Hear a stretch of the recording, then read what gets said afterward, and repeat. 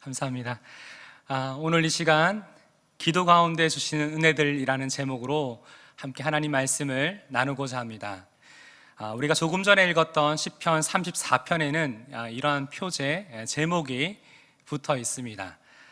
다윗이 아비멜렉 앞에서 미친 채 하다가 쫓겨나서 지은 시라고, 다윗은 이 찬송시를 쓰게 된 이유를 우리에게 소개해주고 있죠. 그렇다면 시편 34편을 살펴보기 전에 당시 다윗의 상황이 어떠했는지를 먼저 알아볼 필요가 있습니다. 이는 우리가 잘 아는 사무엘상 21장에 기록된 사건입니다. 먼저 사무엘상 17장부터 살펴보면 다윗은 블레셋 장수였던 골리앗을 죽이고 위기 가운데 있었던 이스라엘에게 큰 승리를 가져다 줍니다. 그런데 18장부터 다윗에게 예상 못한 첫 번째 어려움이 찾아오게 됩니다. 그것은 사울왕이 자신보다 인기가 많아지던 다윗을 질투하게 되면서 다윗을 여러 차례 죽이려고 시도했던 것이죠. 결국 다윗은 사울의 낯을 피해서 그때부터 계속해서 도망하는 신세가 됩니다. 이렇게 도망을 다니던 중에 다윗은 결국 막다른 상황에 맞이하게 됩니다. 그래서 다윗은 그 순간 최선이라고 여겨진 선택을 하게 되는데요, 그것은 사울왕의 손이 더 이상 닿지 않을 만한 적국이었던 블레셋에 당분간 들어가서 자신들의 정체를 숨기고 피해 있는 것이었습니다. 그런데 다윗이 최선이라고 내렸던 이 선택의 결과는 어떻게 됐을까요? 전혀 예상하지 못했고 다윗이 가장 원하지 않았던 상황으로 전개되어집니다. 왜냐하면 사무엘상 21장을 보니 블레셋 아기스 왕과 그의 신하들이 다윗이 어떤 존재인지 그 정체가 발각된 것이죠. 원수는 어디에서 만나죠? 외나무 다리에서 만나죠. 원수 중에 원수였던 이 다윗은 아기스와 그의 신하들에 의해서 당장이라도 처형을 당할 수밖에 없는 위기의 상황에 당면하게 된 것입니다. 이렇게 자신의 신분이 발각되어 위기 앞에 놓였던 다윗의 심정을 성경은 이렇게 말합니다. 사무엘상 21장 12절입니다. 다윗이 이 말을 그의 마음에 두고 가드왕 아기스를 심히 두려워하여. 다윗은 이 상황 가운데 심히 두려웠다라고 말합니다. 다시 말해 다윗은 직감적으로 이제 모든 것이 끝이구나, 나 이제 죽었구나라는 생각이 들었던 것입니다.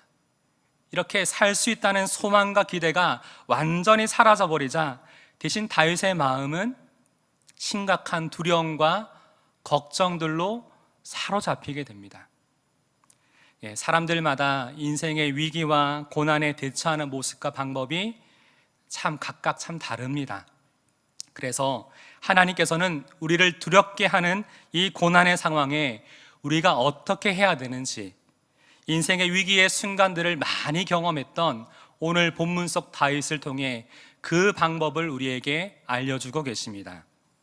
오늘 본문을 보니 다윗은 절체절명의 그 위기의 순간에 어떻게 하였나요? 시편 34편 4절과 6절입니다.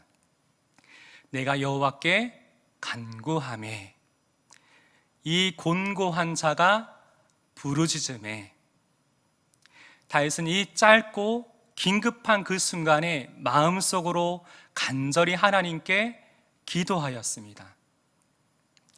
우리와 마찬가지로 다윗도 연약한 육신을 갖고 있었기 때문에 계속해서 일어나는 인생의 위기들 앞에서 다급한 마음, 두려운 마음, 걱정되는 마음, 낙심되는 마음이 있었습니다. 그런데 다윗은 그러한 마음이 들수록 하나님을 찾았습니다. 지금 위기의 순간에 정말 나에게 도움을 주실 분, 실제적인 그분의 도우심과 인도하심을 구하였던 기도의 사람이었습니다. 그렇다면 그리고 하나님께서는 이 기도에 놀라운 은혜로 응답해 주시죠. 그렇다면 우리가 기도할 때 어떤 하나님의 은혜를 경험하게 될까요? 우리 함께 첫 번째 읽어봅시다. 우리는 기도 가운데 하나님의 응답하심을 경험하게 됩니다. 4절에 보면 내가 여호와께 간구하매 내게 응답하시고, 여기서 간구하다는 단어의 의미를 살펴보니까 자주 찾아가다, 문의하다, 물어보다라는 의미가 있더라고요.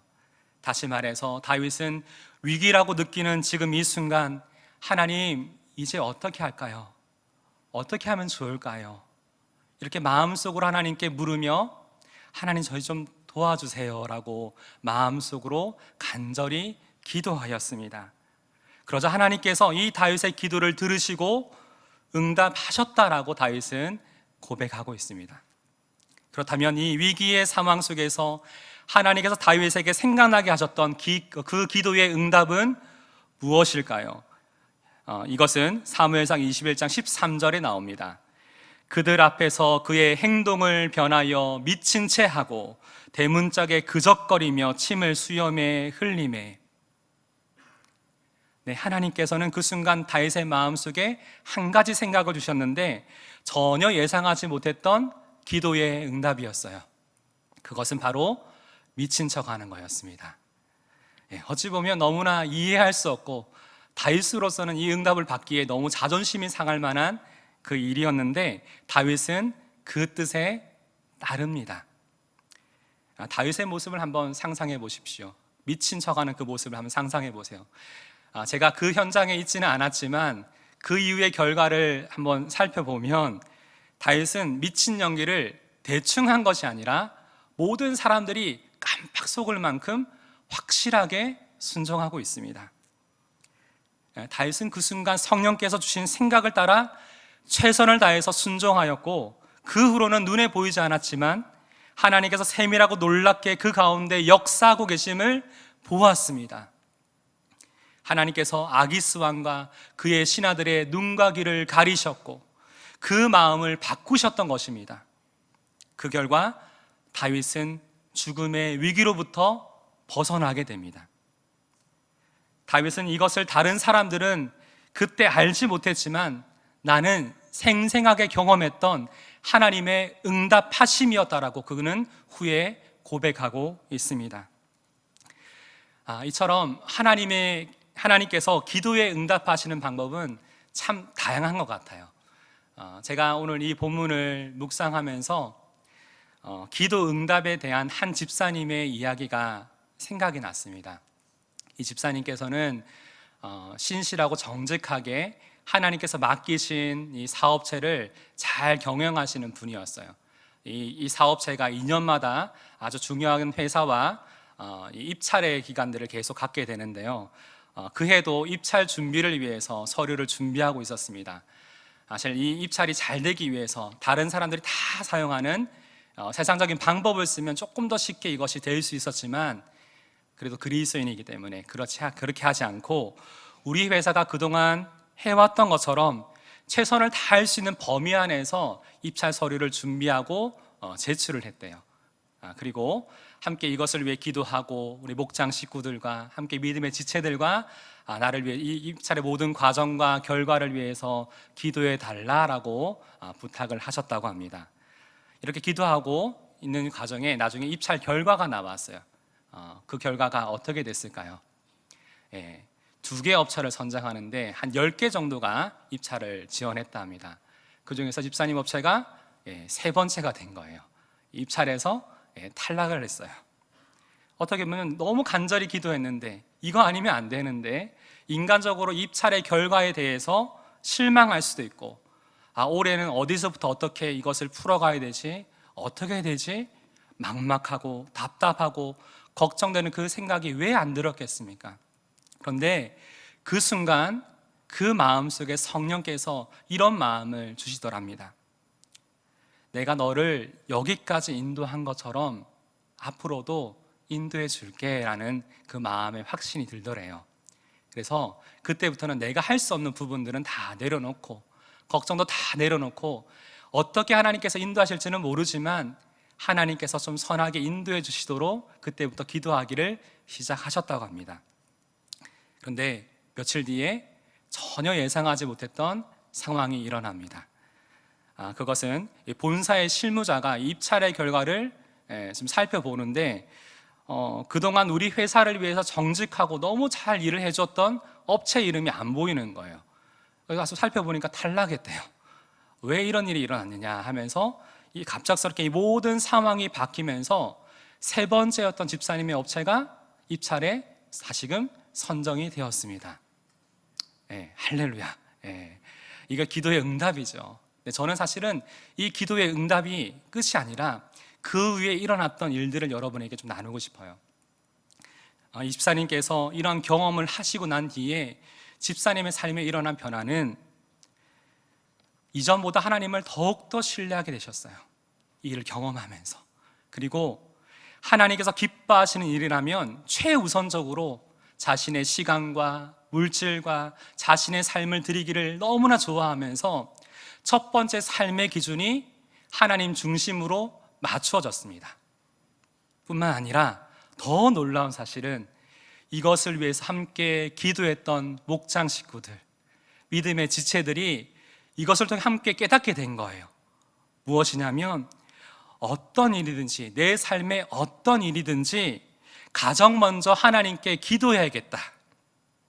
그리고 비록 내가 원하던 결과가 아닐지라도 실망하지 말고 계속해서 하나님만을 바라보고 의지해야겠다라는 이 신앙적인 교훈을 이 기도의 상황 가운데 허락해 주셨습니다.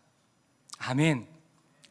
우리가 이런 기도 응답을 받았다라고 하면 어떤 사람들은 그냥 우연히 일어난 일이 아니냐고 묻습니다. 하지만 저도 사역을 하면서 보게 되는 것은 기도하는 분들에게는 이러한 기적 같은 우연들이 너무나 참 자주 일어나는 것 같아요. 다시 말해, 기도하지 않으면 결코 이 우연 같은 일들이 일어나지 않음을 기억하시길 바랍니다. 기도 가운데 하나님의 응답하심을 경험하길 원하십니까? 그렇다면 지금 이 시간 하나님이 계신 그 은혜의 보좌 앞으로 나아가는 기도의 사람 되시기를 주님의 이름으로 축복합니다. 두 번째로 우리는 기도 가운데 어떤 하나님의 은혜를 경험할 수 있을까요? 함께 읽어봅시다. 우리는 기도 가운데 하나님의 구원하심을 경험하게 됩니다. 먼저 6절을 보면 다윗은 당시 자신의 심정을 이렇게 표현합니다. 이 곤고한 자가 부르짖음에. 곤고한 자.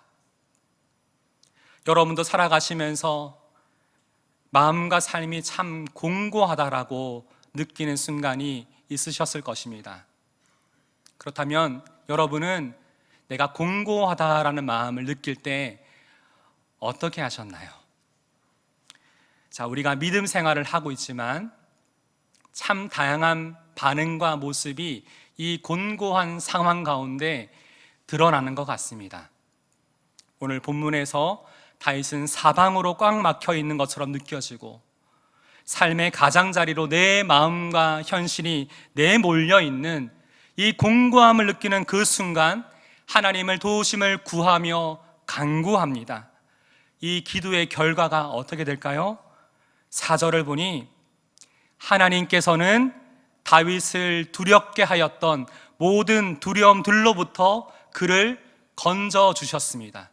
모든 두려움들, 눈앞에 보이는 나를 두렵게 하는 사울 왕과 블레셋 왕과 그의 신하들 뿐만 아니라 이 상황으로 인해서 내 마음속에 자리 잡고 존재하고 있었던 내 내면의 두려움마저도 하나님께서는 기도할 때에 다윗을 그 모든 두려움들로부터 건져 주셨다는 것입니다. 6절과 7절에는 기도 가운데 하나님께서 다윗과 그의 일행을 모든 환난 가운데서 구원해 주셨어요. 그리고 다윗은 믿음의 눈으로 그 상황을 다시 보니까 아무리 생각해봐도 자신이 잘해서 그 상황을 모면하고 피했던 것이 아니라 이 모든 과정 가운데 하나님의 보내신 천사가 자신을 보호하시고 하나님께서 구원의 역사를 이루어가고 계셨음을 그는 깨닫게 된 것입니다. 사실 다윗은 이렇게 기도의 응답을 받았잖아요. 하나의 문제에 대해서, 하나의 위기의 상황에 대해서 지금 기도의 응답을 받았지만 사실 고난의 상황이 다 끝난 것은 아니었어요. 바로 뒷장인 22장 1절, 사무엘상 22장 1절에 이렇게 기록되어 있습니다. 그러므로 다윗이 그곳을 떠나 아둘람 굴로 도망하매. 무슨 말인가요? 다윗에게는 여전히 자신을 괴롭고 지치게 만들 수 있는 또 다른 고난이라는 상황과 문제들이 그 삶 가운데 남아 있었다는 것입니다. 그런데 그럼에도 불구하고 다윗은 이 시편 34편에서 고난 중에 하나님을 향한 감사를 찬양하고 있는 거예요. 우리 함께 1절을 읽어봅시다. 내가 여호와를 항상 송축하며 내 입술로 항상 주를 찬양하리이다. 아멘. 이 다윗의 고백에서 여러분은 무엇을 발견하십니까? 저는 항상이라는 단어, 항상이라는 단어. 다윗이라고 해서 고난 중에 두려움과 걱정과 원망과 불평과 낙심되는 마음이 왜 없었겠어요? 그런데 다윗은 계속해서 마음속에 생겨나는 연약한 육신의 생각들로부터 하나님 앞에서 항상 그 마음과 입술을 지키려고 힘썼던 것 같습니다. 그리고 고난 중이지만 하나님을 향한 감사의 이유를 찬양합니다.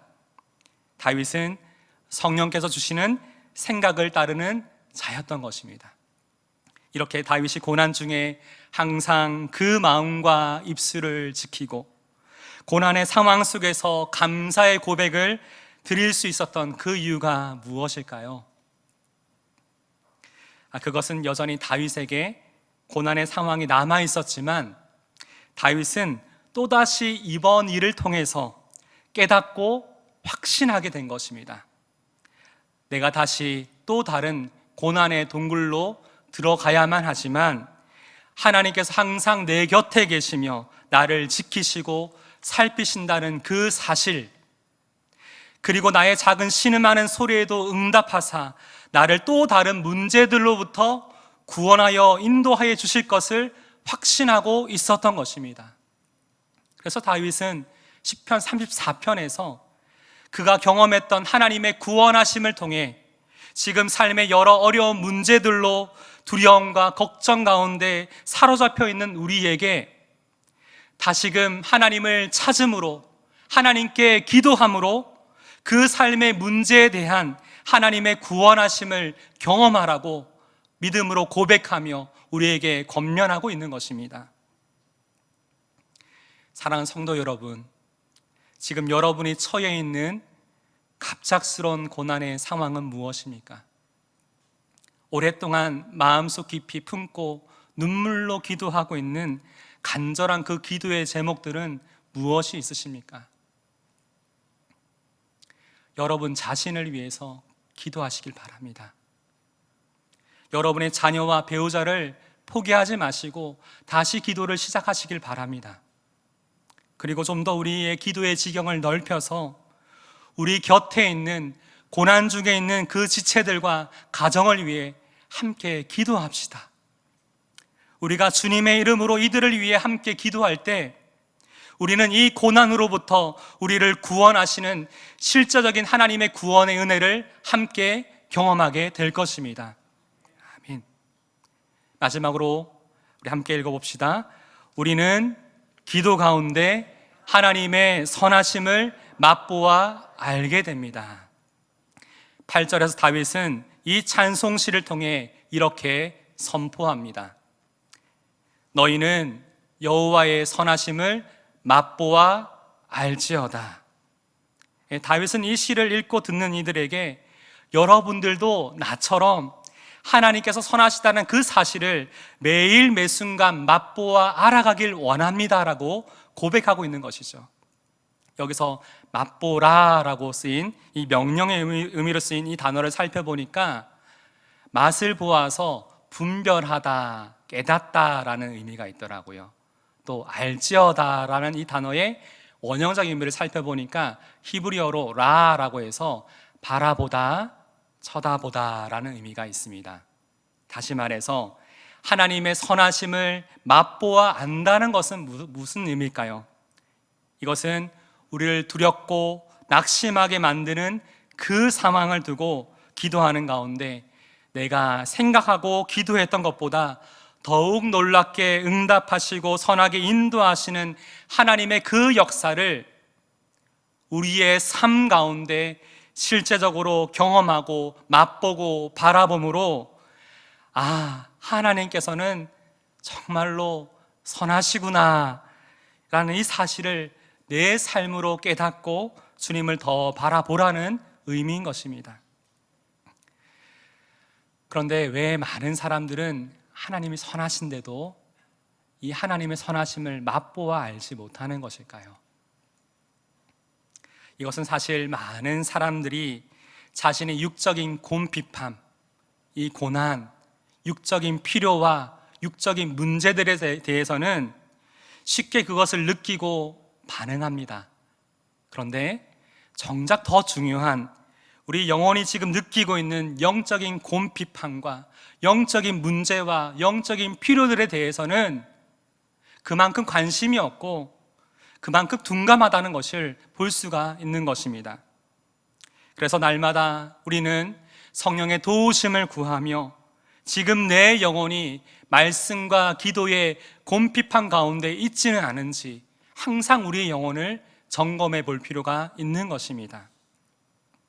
기도는 우리 영혼의 호흡입니다. 이 말은 기도가 우리 영적인 생명과 아주 중요하게, 아주 긴밀하게 연결되어 있다는 것입니다. 그래서 기도는 우리 영혼이 살기 위해서 선택이 아니라 필수입니다. 또한 기도는 하나님과의 대화입니다.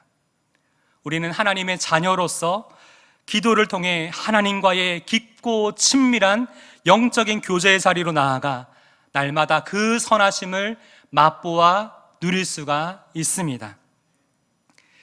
최근 저희 목장교회에서 있었던 하나님의 선하심과 관련된 이야기로 말씀을 맺고자 합니다.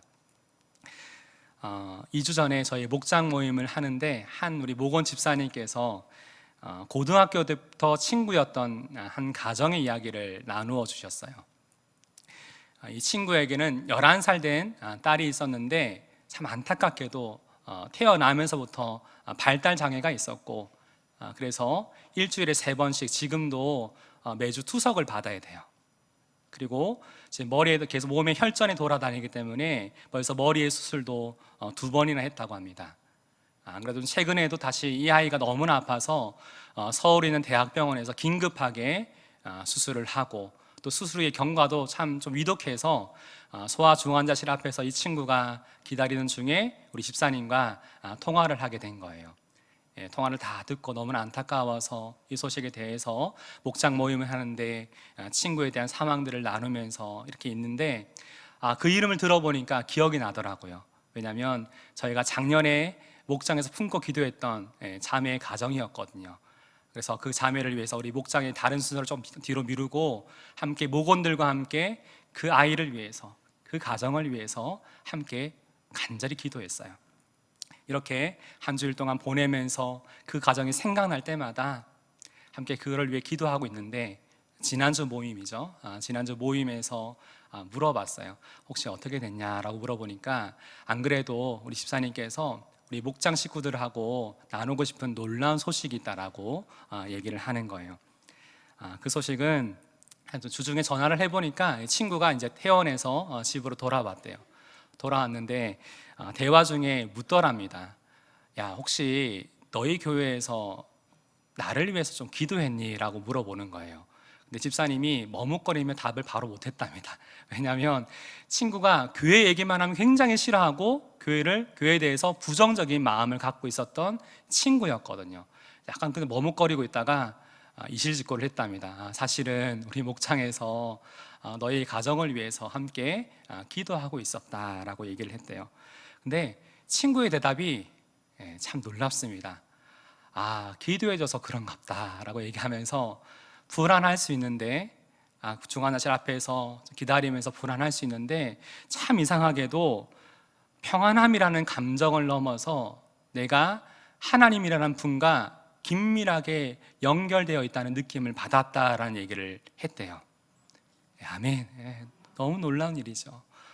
그러면서 이 친구가 마음속에 갖고 있었던 마음의 무거운 짐, 사실 나 이 세상뿐이면 나 너무 억울할 것 같아. 너무 억울할 것 같아. 근데 그때 집사님이 천국에 대해서, 복음에 대해서 잠시 소개를 했대요. 저희가 이 목장에서 함께 이 소식을 듣는데 너무나 기쁘더라고요. 너무나 감사하더라고요. 근데 사실 제가 그 모임 때 작년에 저희가 함께 기도했던 이 목장 VIP에 대한 기도 제목을 들고 갔거든요. 그래서 제가 그 앞에서 읽어줬어요. 그 내용이 작년에 기도했던 기도 제목이 이렇습니다.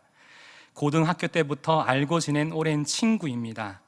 교회에 대해 부정적이지만 꼭 예수님을 전하고 싶은 친구인데 그 마음이 열리길 원합니다. 하나님은 이 기도에 응답하셨어요. 또 1년이 지나 함께 기도했던 우리의 기도의 제목들, 사실 저희는 잊고 있었거든요. 그 이름도 잠깐 기억하지 못하고 있었고 1년 전에 기도했지만 계속 기도하지 못했거든요. 하지만 하나님께서는 그 가정 가운데 있었던 고난의 상황을 통해서 다시금 그 영혼을 위해서 기도하게 하셨고, 우리가 기도했던 것보다 더 놀랍게 우리 가운데 그것을 이루시고 응답하신 하나님의 귀한 역사가 우리 가운데 있었습니다. 그리고 함께 기도했던 목원들이 하나님이 선하시구나라는 그 사실을 함께 맛보아 알아가는 시간이었습니다.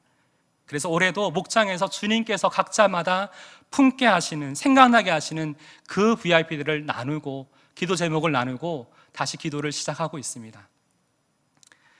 여러분들도 개인과 목장의 VIP를 품으셨죠? 네, 지금 아마도 그분들을 위해서 기도를 시작하고 계실 겁니다. 이번 주일부터 특별히 VIP를 위한 섬김 주간이 시작됩니다. 사랑하면 관심을 갖게 되죠. 또 내 마음에 관심이 있으면 그 사람을 바라보면 그 사람의 필요와 상황이 보이게 됩니다. 저는 오늘 이 시간 우리 여러분에게 함께 또 기도하고 부탁드리고 싶은 것은 이 섬김 주간을 나의 VIP를 위한 기도로서 함께 다시 시작하면 좋겠습니다. 하나님께서 우리의 기도에 응답하시고 더 놀랍게 응답하시고 우리와 함께 하실 것입니다. 우리가 기도 가운데 하나님의 응답하심, 하나님의 구원하심, 하나님의 선하심을 맛보아 알아가는 시간이 될 것입니다. 그리고 매주 주님의 이름으로 모인 그 자리마다 이것을 감사함으로 나누며 고백하는 풍성한 은혜가 있는 여러분의 가정, 여러분의 목장교회, 우리 영안 공동체가 되기를 주님의 이름으로 축복합니다. 아멘. 오늘 함께 이 시간 이 찬양을 주님 앞에 올려드리길 원합니다. 이 가사를 잘 보시면요, 이 다윗의 상황이 보입니다. 내가 기도했던 것보다 더욱 놀랍게 응답하시는 그 하나님, 내가 생각했던 것보다 더 그것을 이루어 가신 하나님을 바라봅니다. 하나님, 내가 여전히 고난 가운데 있지만 나와 함께 하신 하나님을 내가 알기에 하나님을 찬양합니다. 하나님을 경배합니다. 이것이 우리 한 주간의 우리의 삶의 고백이 되기를 소망하며 함께 찬양합니다. 나의 기도하는 것보다 더욱 응답하실 하나님, 나의 생각하는 것보다 더욱 이루시는 하나님, 우리 가운데 역사하신 능력대로 우리들의 간구함을 넘치도록 능히 하실 주님께 모든 영광과 존귀 찬양과 경배를 돌릴지어다.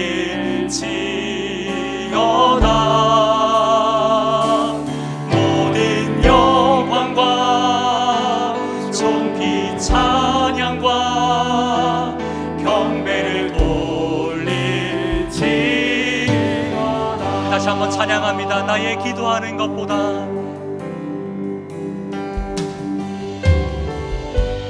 나의 기도하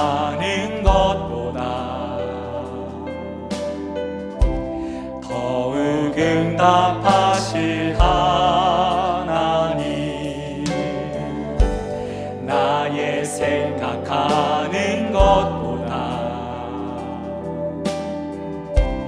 더욱 이루시는 하나님,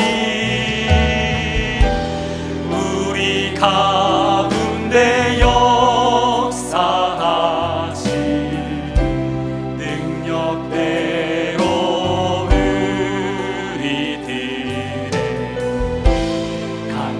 강구함을 넘치도록 능히 하신 주님께 모든 영광과 존귀 찬양과 경배를 돌릴지어다.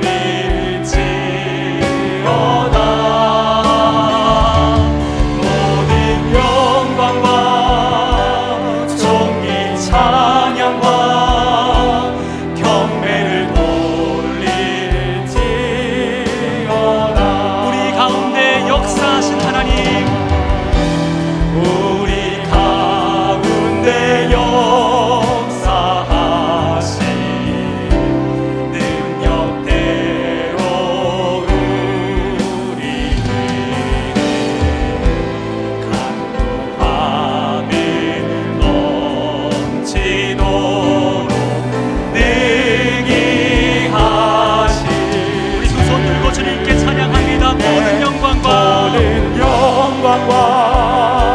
존귀 찬양과 경배를 돌릴지어다.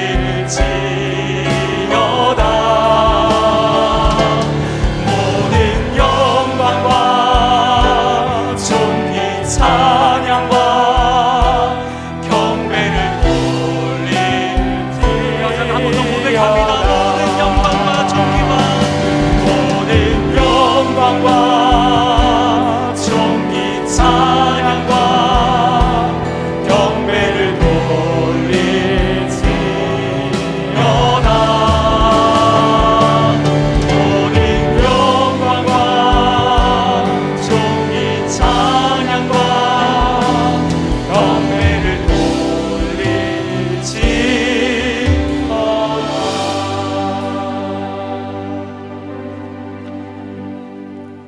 우리 시간 함께 기도할 때에 지금 여러분의 마음을 두렵게 만들고 있는 그 고난의 상황은 무엇입니까? 오랫동안 인내하며 마음속에 깊이 품고 기도하고 있는, 간절히 기도하고 있는 그 기도의 제목이 있습니까? 이 시간 우리의 기도를 도우시고 선하게 그 뜻을 이루어 가시는 하나님을 신뢰하고 바라봄으로 함께 그 기도 제목을 가지고 주님 앞에 기도하며 나아갑시다. 하나님 아버지, 이 시간 주님의 행하심을 기다립니다. 하나님, 이 위기 상황 가운데 놓여있는 우리 모든 상황과 형편을 잘 아시는 주님, 아버지, 우리 성령 하나님께서 그 순간순간마다 우리의 심령 가운데 하나님께 기도하라고 우리의 마음을 붙여주시고 우리를 기도의 자리로 인도하시고 함께 하시는 주님, 우리가 그 뜻에 순종하여 기도의 자리로 나아가길 원합니다. 이 고난 가운데 우리의 기도에 응답하시고 이 고난의 상황 가운데 우리를 건지시고 이 고난의 상황 가운데 나의 하나님의 선하심을 맛보아 알아가는 은혜의 자리를 하나님 우리를 인도하여 주시기를 원합니다. 하나님은 선하십니다. 하나님은 선하십니다. 때로 우리는 하나님의 그 뜻을 다 이해하지 못할지라도 하나님은 변함없이 우리를 사랑하셨고 우리를 선하게 인도하여 주시는 분이심을 믿습니다. 하나님, 그러하기에 사랑하는 영원 공동체 가운데 그 가정마다 우리 사랑하는 지체들의 심령마다 하나님을 바라볼 수 있는 그 마음을 주여 우리 가운데 허락하여 주시옵소서. 하나님, 우리와 함께하여 주시옵소서. 하나님께 감사합니다. 하나님을 찬양합니다. 하나님 감사합니다.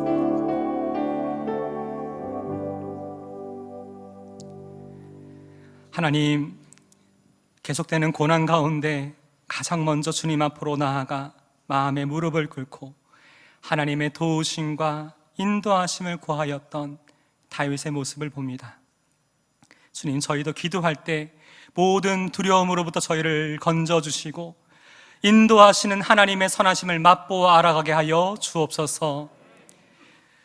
이제는 우리 주 예수 그리스도의 은혜와 하나님 아버지의 무한하신 사랑과 성령의 감동 감화 역사하심이 기도 가운데 하나님의 응답하심과 구원하심, 그 선하심을 맛보아 누리기를 원하는 사랑하는 영원 성도들의 삶과 가정 가운데 이제부터 영원까지 함께 하시기를 주님의 이름으로 축원하옵나이다. 아멘.